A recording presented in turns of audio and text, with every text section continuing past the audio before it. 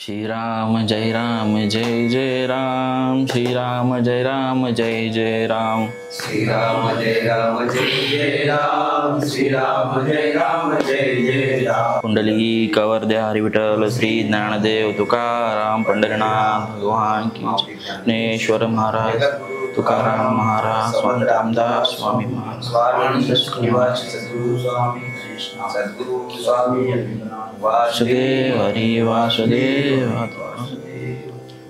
माझं हृदय सद्गुरु जेने तारिला हा संसार पुरू, म्हणून विशेष हत्यादारू विवेकावरी।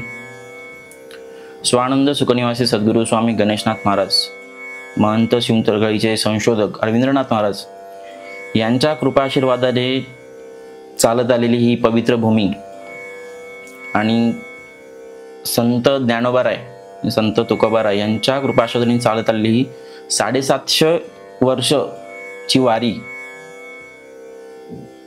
त्या वारीच्या दिवशी मला जे बोलण्याचा जो चान्स दिलाय तो आहे ड्यू ओरिजिनल, आणि त्याचे संपादक विक्रांत नलावडे आणि सिद्धेश नलावडे यांचे मी खूप आभार मानतो की मला त्यांनी व्यासपीठ उपलब्ध करून दिलाय। आपल्याला मार्ग दाखवणारे बरेच आहेत, पण स्वतःच्या संसारातून तारून जाऊन मार्ग दाखवणारे खूप कमी असतात। आणि योग्य असा मार्ग दाखवणारे संत गुरुच होय। मार्ग दावूनी गेले दया आदी संत दे। जसं की आपल्याला वारी करताना मार्ग दाखवणारे आपले गुरुच आहेत, की आपण कुठे गेलं पाहिजे कुठे नाही गेलं पाहिजे हे सगळं सांगणारे योग्य असे सांगतात हे गुरुच असतात। गुरु आणि शिष्य, गुरु कधी शिष्यामध्ये भेदभाव दाखवत नाहीत। आणि आपण ही जे 750 वर्षाप्रमाणे जे चालत आलेली ही वारी आहे, त्या वारीमध्ये खूप असे वयोवृद्ध माणसं किंवा 4 वर्षाची मुलं जरी असतील तरी ते जातात, कारण तिकडे त्यांना जाऊन एक समाधान किंवा काही असेल ते त्यांना मिळतं।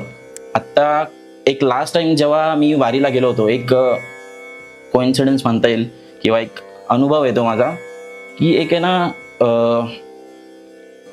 वयोवृद्ध माणूस असेल, एक आजोबा होते, की ते ना म्हणजे मी पहिल्यांदा वारीला गेलो होतो मागच्या वर्षी, आणि तिकडे जेव्हा गेलो तेव्हा खूप सारे असे म्हणजे की बरं वाटलं होतं की आपण कुठेतरी आलोय, काहीतरी आपण चांगल्या ठिकाणी आलोय, की खरं म्हणजे माझं भाग्य एवढं आहे की मी रामदास पठार, श्री क्षेत्र रामदास पठार सुंदरमठ या गावामध्ये मी जन्माला आलो। मी वयाच्या ना म्हणजे 5वीला असताना मी माळ घेतली। जेव्हा मी माळ घेतली तेव्हा मी नव्हतो जात की पंढरपूरला वगैरे, पण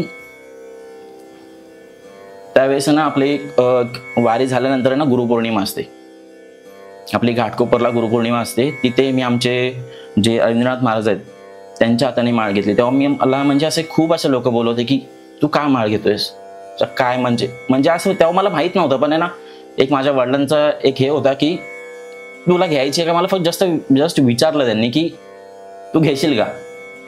मी म्हणजे तेव्हा मला असं ज्ञान तर नव्हतंच, पण हा असं म्हटलं। पण त्या दिवशी आणि एक वडीलच होते सोबत माझ्या, त्यांनी माळ घेतली, एक नारळ घेतला आणि मला हातमध्ये घेऊन गेले। घेऊन जाताना खूप असे माणसं भेटले की अरे लहान वयामध्ये का माळ घालताय, पण मला घ्यायची होती, तर मी बोललो नाही घ्यायची।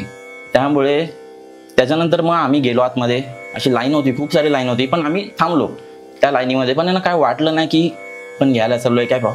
नंतर जेव्हा बाबांच्या समोर जाऊन बसलो तेव्हा बाबांनी विचारलं तू कोणाच्या सांगण्यावरून माळ घेतोय, म्हणजे विचारलं होतं। मी म्हटलं नाही मीच घेतो। तर त्यांनी असं पप्पांकडे बघितलं, वडिलांकडे बघितलं, मी त्यांच्याकडे बघितलं की काय हे। नंतर मग त्यांनी मला सांगितलं की रोज तुळशीला पाणी घालायचं, देवाच्या पाया पडायचं, पूजा करायची।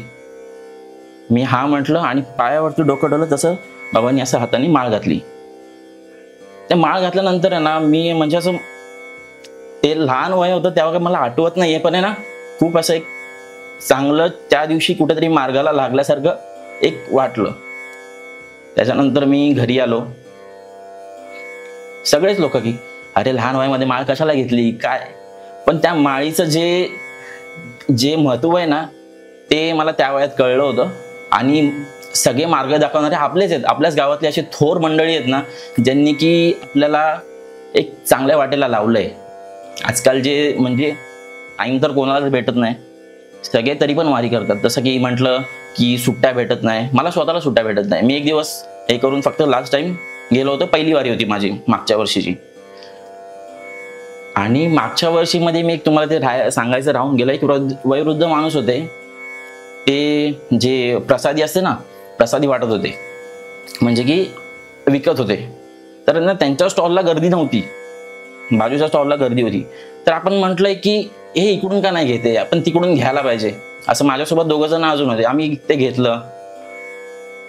त्याच्याने एवढं समाधान झालं ना, आणि एक वारी अशी झाली म्हणजे वाटलंच नाही की वारी झाली. आता जसं ते प्रदक्षिणा घालतात म्हणतात, घालतो आपण, त्याच्यामध्ये एवढी गर्दी होती, एवढी गर्दी, पण कोणाची चेंगराचेंगरी नाही, धक्काबुक्की नाही. आता असंच बघितलं आपण ट्रेनमध्ये वगैरे असं रोजचं चालू असतं. आणि संत आहेत, गुरु आहेत, आपल्याला ते प्रत्येक ठिकाणी जाणवतं. जसं की आपण सकाळी मी कल्याणवरून 7:18ची ट्रेन पकडतो, त्याच्यामध्ये ना भजन मंडळ कायम असतं. म्हणजे सकाळी का होईना पण संध्याकाळी माझी एक 8:13 का 8:14ची गाडी आहे बदलापूर, तिच्यामध्ये पण भजन असतं. म्हणजे येता जाता किंवा घरी आलो, पप्पा वाचन करतच असतात.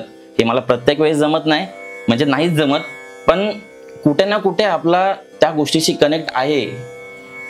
कुठेतरी आपल्याला म्हणजे की आपल्याला गुरूंची जाण आहे, किंवा अजून म्हणता येईल की आपल्याला गुरु हे प्रत्येक ठिकाणी आहेत, आपल्या पाठीशी सदैव आहेत. आणि अजून एक म्हणजे एक सांगतो गोष्ट जी झाली आहे. ऍक्च्युली मी तर त्या वर्षी वारीला गेलो नव्हतो, पण एक माणूस आहे, आपल्याला वारी आहे ना कधी अशी थांबवत नाही. प्रत्येक वर्षी तो माणूस आहे ना वारीला जातोय, भले 4-5 का दिवस होईना पण वारीला जातोय. त्या वर्षी त्याला कामानिमित्त वारी जमली नाही. त्याचे वडील गेले होते वारीला. तर वारीला गेले त्यांचे वडील, आणि यांना काय त्यावर्षी वारी जमली नाही. पण त्यांचे वडील गेले होते आणि त्या गर्दीमध्ये त्यांचे वडील हरवले. आपल्या ग्रुपमधून थोडे साईडला गेले की नाहीच भेटले तिथून, म्हणजे भेटले ते नंतर. पण नंतर मग त्यांना फोन गेला त्यांच्या मुलाला की असं असं झालंय, तुम्हाला यावं लागेल वारीमध्ये. आणि त्यांचे वडील सुखरूप होते, ते वडील नंतर गावी पण पोहोचले. पण तो माणूस जो वारीला गेला नव्हता, त्यांनी म्हणजे देवाने त्याला आपल्याकडे बोलून घेतलं. म्हणजे वारी ही एकदा फक्त सुरुवात करा, ती दरवर्षी आपोआप होणार. असं या वारीचं महत्व आहे. अजून एक सांगतो की तात्पर्य, एक चिमणी असते, ती आहे ना एका समुद्राच्या कपारीमध्ये आपली पिल्लं ठेवते. ती त्याच्यामध्ये ना पिल्लं ठेवते, पण आहे ना एक दिवस आहे ना खूप असं मोठं वादळ येतं की पूर येतो. त्याच्यामध्ये ना तिची जी पिल्लं असतात ती पिल्लं वाहून जातात. तिला चिमणीला क्रोध होतो, म्हणजे खूप असं राग येतो की असं कसं झालं. मग ती आहे ना तिच्या चोचीने पाणी उपसू लागते. तर तिच्या भगवान विष्णूंना ना तिच्यावरती दया येते, आणि ते गरुडांना सांगतात की ह्या चिमणीला मदत कर, तिची पिल्लं परत मिळू दे. आणि तसं ते घडलं सुद्धा, म्हणजे तसं ते झालं पण की तिची पिल्लं तिला मिळालीत. म्हणजे की माझं सांगायचं तात्पर्य एवढंच आहे की आपण जर पूर्ण ताकदीने किंवा पूर्ण विश्वासाने जर ते केलं ना तर ते काम होतं. हे माझं सांगायचं तात्पर्य आहे. पुंडली कवर्दे हरी विठ्ठल श्री ज्ञानदेव तुकाराम पंढरीनाथ भगवान की जय. और ज्ञानेश्वर महाराज की जय. इसको निवासी सद्गुरु स्वामी गणेशनाथ, सद्गुरु स्वामी यजुनाथ महाराज. वासुदेव हरी वासुदेव हरी वासुदेव हरी. समर्थ.